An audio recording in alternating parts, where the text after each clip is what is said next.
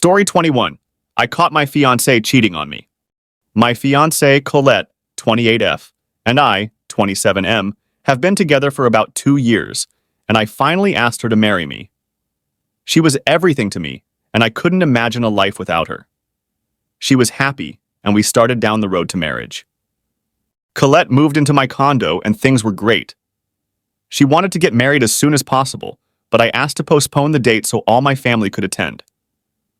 Colette was disappointed with this, but reluctantly agreed. Things moved along, and we were getting close to the wedding day. We had agreed not to have a bachelor or bachelorette party and to keep our wedding to close friends and family. Apparently, Colette's friends had decided to throw her a party somewhere along the line. Colette neglected to tell me this and spent a night with her friends and some male strippers. Later in the evening, after the dancers had gone, one of the guys snuck back and ended up hooking up with her. The maid of honor walked in on them and eventually told me, even after Colette begged her to keep it quiet. Colette knew that cheating was a game-breaker for me. The funny part was that she was vehemently in agreement, saying people that cheated were the worst sort of scum. Anyway, I was told what had happened, and after the shock, I decided to wait for Colette to confess to me. I was pissed, but my heart overruled my brain, and there was the smallest chance that I would be willing to work through it. After a week or so, it became clear that Colette wouldn't tell me. She was also spending more time on her phone with little smiles. She started hiding her phone when I was close, and all the red flags were there. I finally had enough and confronted her about it one Saturday morning. She initially denied it had happened until I offered to call her maid of honor. Colette freaked out and said that she was sorry and blamed it on the alcohol.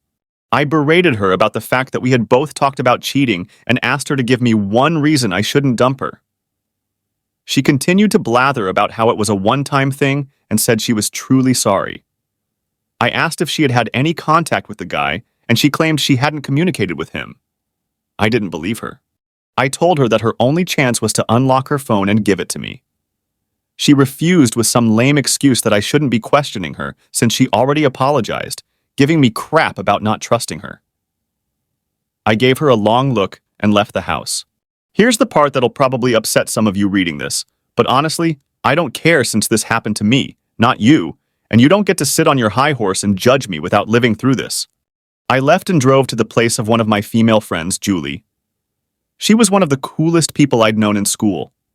We were fast friends and always hung out in the same circle. She was always there for me, and we talked through everything in our lives, good and bad. We dabbled with relationships over the years, and even did some serious making out at parties during high school, which led to an FWB relationship. Julie had strong feelings for me around the time I met Colette, so the timing was just wrong. The thing is, Julie was my closest confidant and was always there for me, but we stopped talking regularly after I got serious with Colette. I call Julie an XGF since there isn't a great way to encapsulate our relationship. Anyway, I ended the physical relationship with Julie before she had a chance to tell me of her feelings, and then she hid them when I told her the reason was that Colette and I had decided to start dating. Yeah, probably not cool, but we were just friends with benefits, and I'm playing the dumb guy card. Because it's true. I walked up to the door and started to ring the bell when the door opened, and Julie answered with a big smile. She hugged me and invited me in, saying she saw me pull up. She could see on my face that I was in a bad mood, so she asked how I was doing. I told her I had no right to ask her to listen to my problems, but she waved that off and said we were still friends. We talked about what happened for an hour or so, and Julie had a strange look. She said all the right things and acted as a friend should, but I could tell she felt uncomfortable. Realizing that I was again an idiot with women, I apologized, got up, and started to leave. Julie came after me and got in front of the door so I couldn't go. I was confused and felt embarrassed I'd treated her like this. Julie told me to sit, pointing at the couch, so I did. She then launched into a 20-minute rant about how she should have been my girlfriend and that it was karma that this was happening to me since she was always there for me, and I just didn't recognize it. She then sat on my lap, held my head, and pulled me in, kissing me like she did when we were in high school. Talk about being in shock. At this point, my head was swimming. Honestly, I couldn't even think. I was confused, so I was just stammering like an idiot. Julie laughed at me and continued kissing me. Yes, I cracked and started kissing her back. Even today, I can't describe what was going through my mind. I was hurt, and Julie was there holding me, telling me it was okay, and telling me she would always be there for me.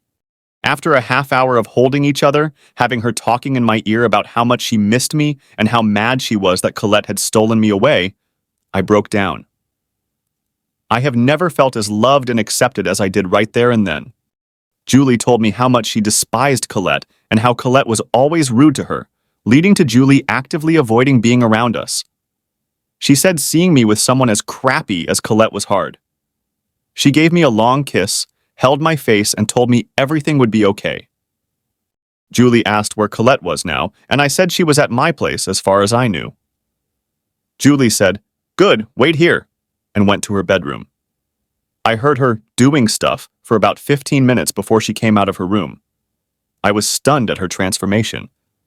She looked like she was going clubbing in a little black dress, with hair teased and makeup. She grabbed her purse, took me by the hand, and said, "Come on." We went outside, got into her car, and she drove to my condo. I was confused and asked what we were doing.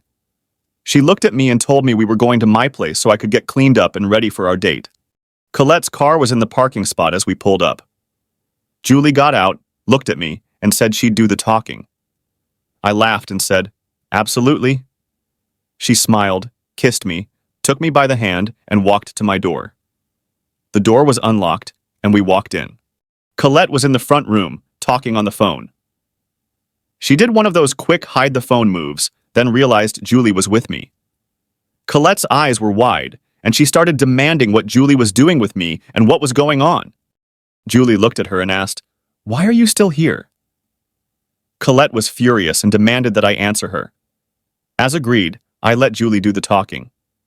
That was probably a mistake because Julie looked her in the eye and said, "You cheated on him. Are you that stupid? He's not yours anymore."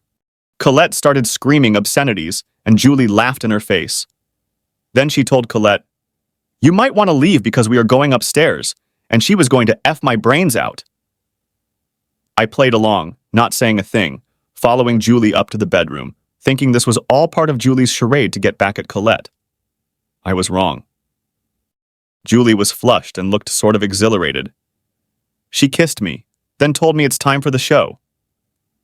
Julie undressed and then started pulling my clothes off. We had the wildest time that I have ever had. Julie was loud and vocal, saying crazy stuff loud enough for anyone listening to hear her. The moaning and screaming were probably overstated, but it was terrific. At some point, Colette left, but sent some extremely nasty texts and voice messages. Skipping through the rest of the drama, Colette returned a few days later with a friend to get the rest of her stuff. She stayed with that friend until she figured out her next steps. I did hear back from some of our mutual friends. We know that she tried to blame me for the infidelity, but her former maid of honor had quickly put an end to that with a dose of public truth. Also, it seems she'd been on the phone with her AP when Julie and I showed up. She had not ended the call, so the guy heard Colette rant and rave about how I was with another woman. That seemed like it spiked their relationship. As weird as that sounds, he knew we were together, and she was cheating. Fast forwarding a bit. It's been about a year, and Julie and I are as close as any couple could be. I sold my condo and banked the money. We have lived at Julie's place for the last few months, and her lease will be up soon. Since I work remotely from home, Julie accepted a promotion in her company that would bring us out to Florida. Julie asked me to marry her before taking the promotion while we were on vacation in Hawaii. She did the role reversal thing in a nice restaurant overlooking the city. As we finished dinner and waited for dessert, she stood up from the table and pulled out a ring box. She got down on one knee, took out the engagement ring, hers, and asked me to marry her in front of everyone. I was pretty shocked, but I said yes, and put the ring on her finger. It's kind of corny, but that's Julie. At least she saved me from the agony of picking out a ring. I made sure to pay for it later. That's pretty much it. The movers have packed our stuff, and we're headed to Orlando. Our mutual friend said Colette had found someone else and seemed happy. The funny part, She still sends me messages from time to time asking me to forgive her. I let Julie draft my reply and we always get a good laugh. I only post new and unique content. Please like and subscribe.